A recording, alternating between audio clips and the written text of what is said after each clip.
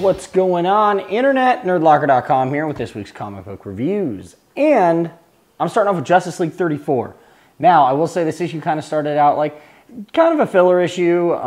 There's some important things happening. You find out Captain Cold's got his own agenda. And then it's Superman with Lex Luthor and Wonder Woman with Lex Luthor. And everyone being like, you know, this is what it means to be in the Justice League. This is what you need to change your attitude to. And he's kind of like, well, what does Batman bring to the table? You know, he's just a person, and I'm funding the Justice League now, and this and that. And you find out that the Justice League kind of have their own motives with Lex Luthor. But then the last page pulls out something outstanding. It's really, like, it gets me excited for this story arc, because I kind of just wasn't really sure what the next big thing was going to be. And this is a lot of implications from Forever Evil. We're seeing a huge continuation of that. One of my favorite characters is back. I can't wait to see how this character gets integrated into the DCU. It's an awesome book. Pretty good jumping on point, too. If you haven't been reading, just pick this up. It's a good issue. I'm giving this one 4 out of 5 nerd skulls. All right, guys. Gonna be here with my reviews for this week. I got to do Thor #1. The all new and improved girl Thor. That was weird, but either way, it's kind of weird that it's going to be a girl Thor. But the cool thing about it, it's not even a thing in this first issue. It's literally the last effing page she shows up. So it's like, oh, all right. And you don't even know who she is. So, oh, all right, whatever. But the cool thing about it is that they're not getting rid of Thor as we know him. And we've been told this already as it is. We've kind of been given details into what the story is going to be at. But pretty much, Malekith's at the heart of it. Frost giants are invading Midgard. Odin's already back. If you read Original Sin, you know that he's showed up. He's trying to take the Allfather back, but Freya is pretty much saying, no, I got this, dude. And Odin's a misogynist and blah, blah, blah, blah, blah. It's kind of like everything's back to normal, but everything that has been going on is fighting that normality, which is pretty sweet.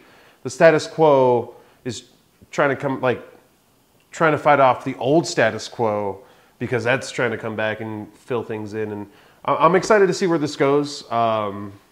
We kind of know certain things that happen to certain characters. If you've been reading Avengers and the stuff that happens 8 months later, you kind of understand what's going on.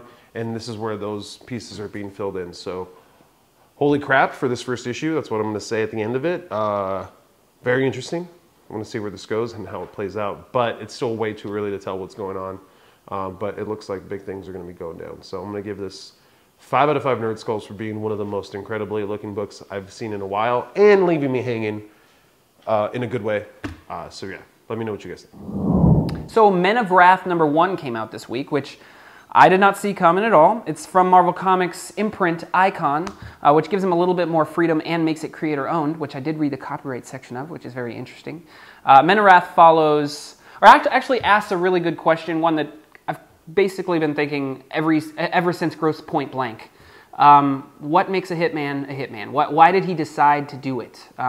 What in his life led him to be a professional murderer? In this book, Jason Aaron talks about that, what it might be, what experiences might lead someone to become a hit for hire, and Ron Garney illustrates it perfectly. So I really love this book, but as much as I loved it by the last page, it wasn't until the after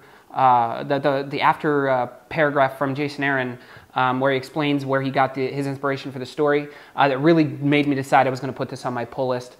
As surprising as it is for it to be coming out of Marvel's Icon and from Jason Aaron and not him doing it with somebody like Image or anything like that, the story is just really good, and I'm interested to see how far Marvel will let him go, because the characters in this book are insanely mean.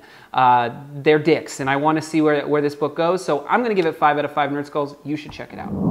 All right, guys, I got to read Captain America #25. This is the last issue of Captain America before it relaunches at #1.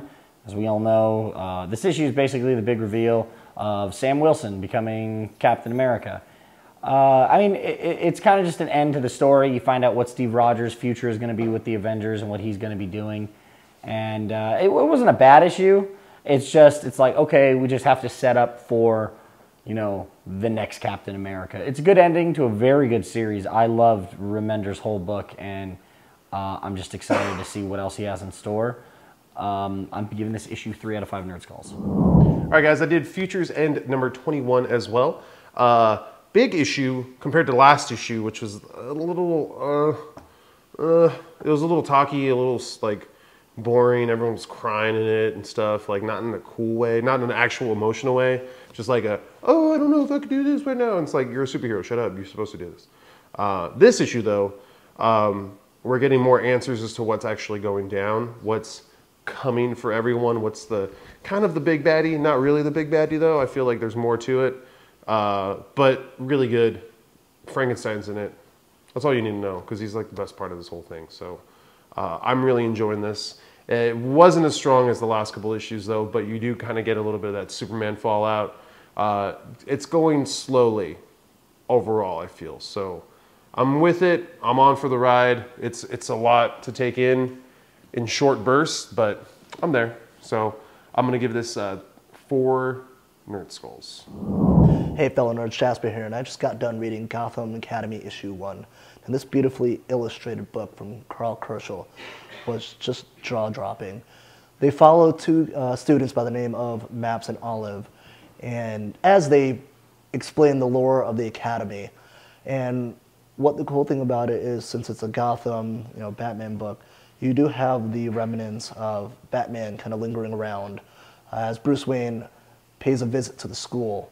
The lead up to the book is all about, you know, who or what person is there, as they obviously talk about the school being haunted.